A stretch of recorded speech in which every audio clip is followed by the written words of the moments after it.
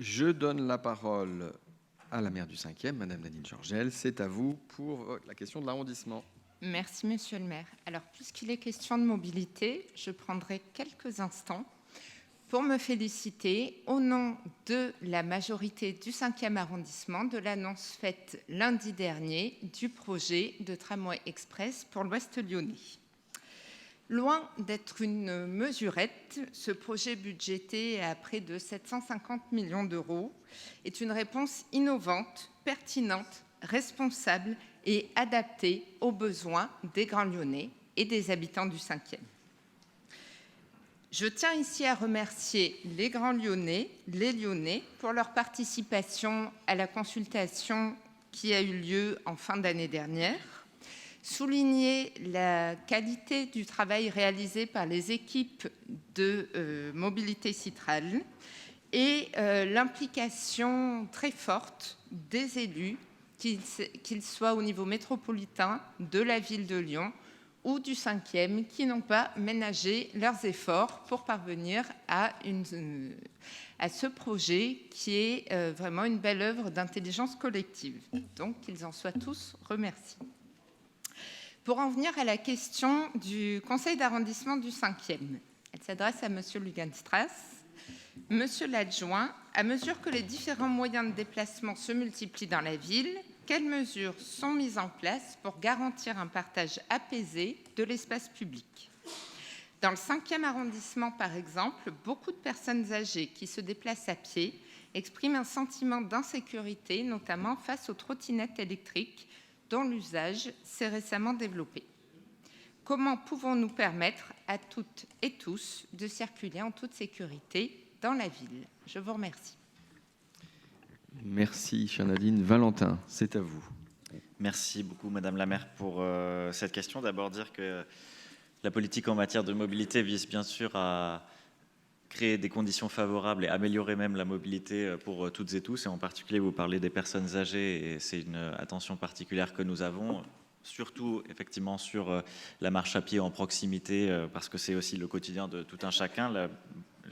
La mobilité piétonne est bien la première des mobilités, et donc avec une attention particulière sur aussi les trottoirs, les cheminements piétons que nous devons avoir, que nous avons déjà, mais que nous devons bien évidemment accélérer aussi sur les trottoirs. Vous avez, je vous rejoins, vous êtes félicité du tramway express, et là aussi sur les transports en commun, il y a un vrai enjeu à adapter aussi les transports à tous les publics, d'avoir une réelle accessibilité, et là aussi ça concerne en particulier les personnes âgées et les enfants, effectivement les publics les plus vulnérables auxquels nous devons prêter attention.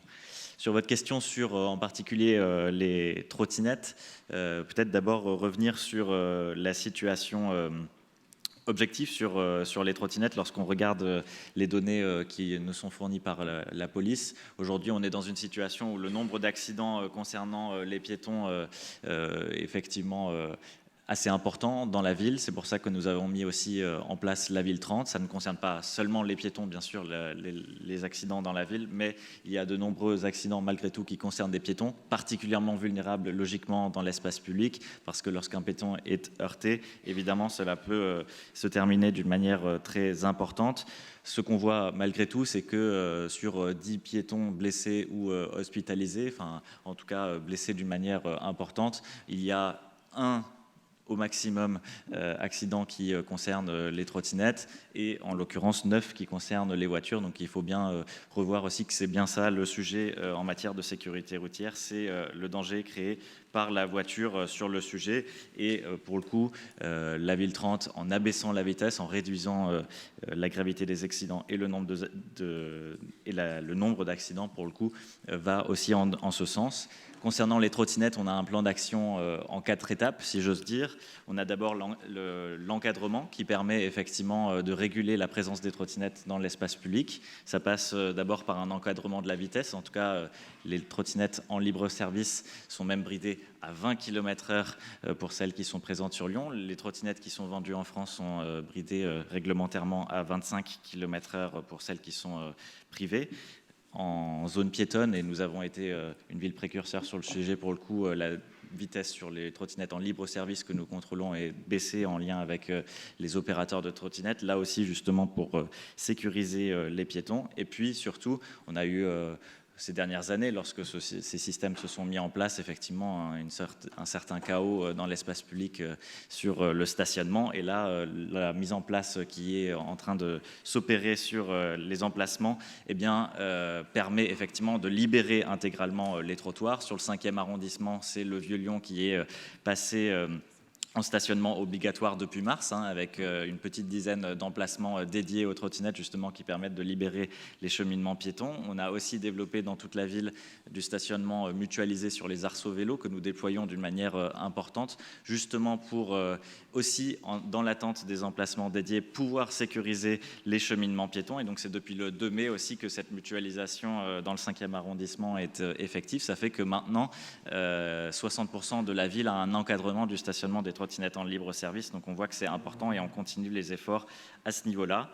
La deuxième action, c'est bien sûr celle de la verbalisation, le contrôle sur le terrain, donc effectué avec la police municipale en particulier aussi la brigade cycliste qui a pu doubler ses effectifs et qui est présente sur le terrain aussi pour contrôler les comportements, en particulier des personnes à trottinette, mais ça vaut aussi pour les cyclistes et tout autre usager de l'espace public. Ça, c'est le deuxième point.